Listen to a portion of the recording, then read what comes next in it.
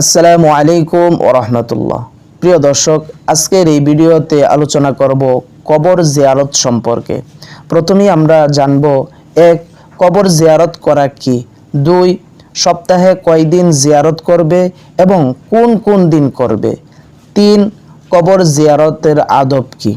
প্রিয় দর্শক, অত্যন্ত গুরুত্বপূর্ণ আজকের এই ভিডিওটি সকলকেই দেখার অনুরোধ করছি।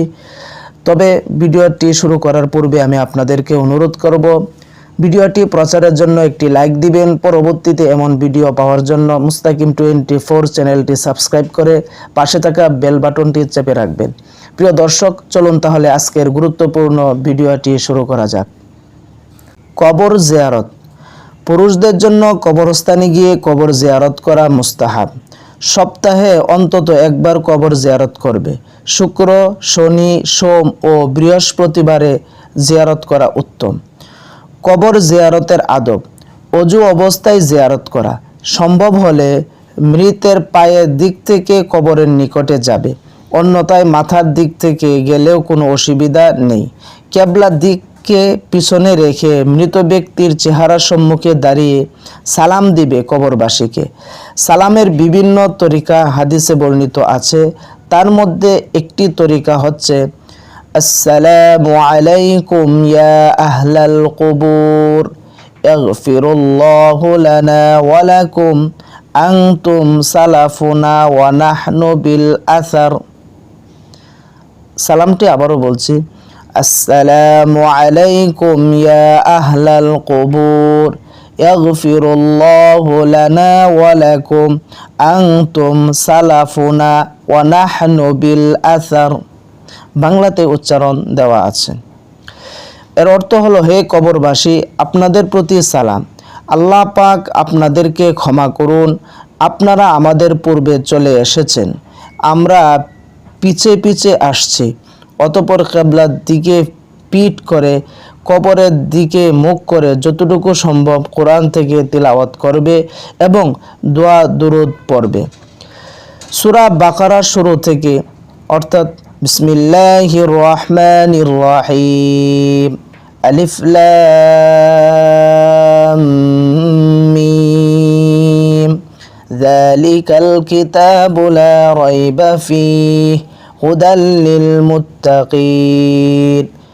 এই সূরা বাকারা শুরু থেকে ওয়া উলাইকা হুমুল মুফলিহুন পর্যন্ত তিলাওয়াত করবে। প্রিয় দর্শক, অতঃপর আয়াতুল কুরসি পড়বে।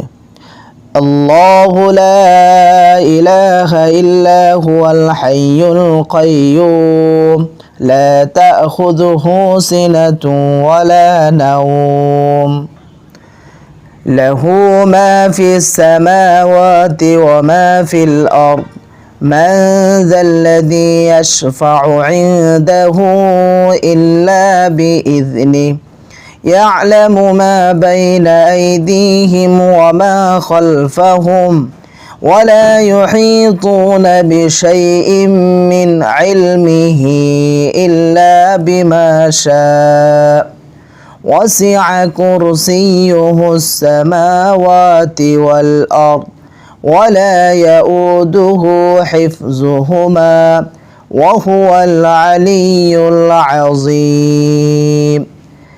প্রিয় দর্শক, এই আয়াতুল কুরসি তিলাওয়াত করবে। অতঃপর নিম্নে প্রদত্ত সূরা বাকারার শেষ দুই আয়াত তিলাওয়াত করবে। আমানার রাসূলু বিমা উনজিলা ইলাইহি মির রাব্বিহি ওয়াল মুমিনুন কুল্লুন আমানা বিল্লাহি ওয়া মালাইকাতিহি ওয়া কুতুবিহি ওয়া রুসুলিহি لا نفرق بين أحد من رسله وقالوا سمعنا وأطعنا غفرانك ربنا وإليك المصير لا يكلف الله نفسا إلا وسعها لها ما كسبت وعليها ما اكتسبت ربنا لا تؤاخذنا إن نسينا أو أخطأنا ربنا ولا تحمل علينا إصرا كما حملته على الذين من قبلنا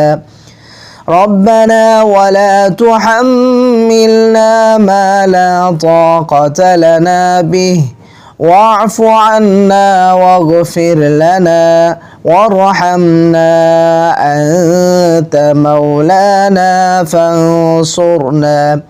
فانصرنا على القوم الكافرين। প্রিয় দর্শক, এরপরে সূরা ফাতিহা একবার তিলাওয়াত করবে। বিসমিল্লাহির রহমানির রহিম। আলহামদুলিল্লাহি রাব্বিল আলামিন আর রহমানির রহিম মালিকি ইয়াউমিদ্দিন ইয়্যাকা না'বুদু ওয়া ইয়্যাকা নাস্তাঈন ইহদিনাস সিরাতাল মুস্তাকিম সিরাতাল লাযীনা আন'আমতা আলাইহিম গায়রিল মাগদুবি আলাইহিম ওয়ালাদ-দাল্লিন। প্রিয় দর্শক, এরপর সূরা ইখলাস তিনবার পড়বে। বিসমিল্লাহির রহমানির রহিম। কুল হুয়াল্লাহু আহাদ আল্লাহুস সামাদ লাম ইয়ালিদ ওয়া লাম ইউলাদ ওয়া লাম ইয়াকুল লাহু কুফুয়ান আহাদ। এবং 11 বার দুরূদ শরীফ পড়বে।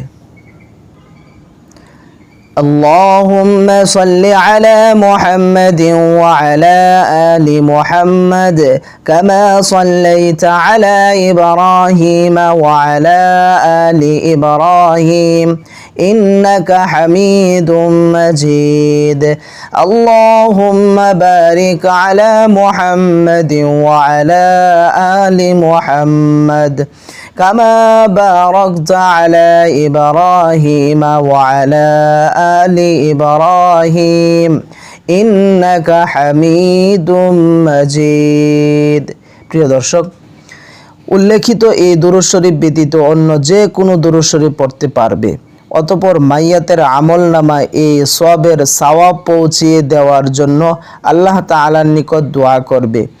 যদি ওই অবস্থায় পূর্বমুখী হয়ে দোয়া করে তবে হাত উঠাবে না, আর যদি কিবলামুখী হয়ে দোয়া করে তাহলে হাত তুলতে পারে।